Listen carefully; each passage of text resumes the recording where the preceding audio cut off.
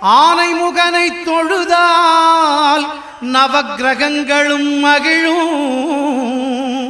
நல்லதே நடக்கும், நல்லதே நடக்கும்.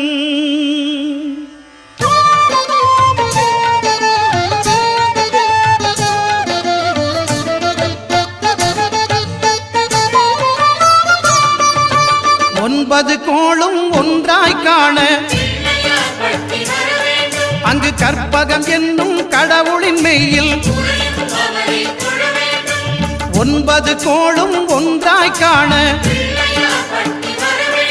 அங்கு கற்பகம் என்னும் கடவுளின் மெய்யில் சூரியன் முதலாய் 9 கிரகமும் பலவித குணங்களை கொண்டிருக்கும். எங்கள் கற்பக தருவில் அவை வரும்போது ஒன்றாய் சேர்ந்து பலனளிக்கும்.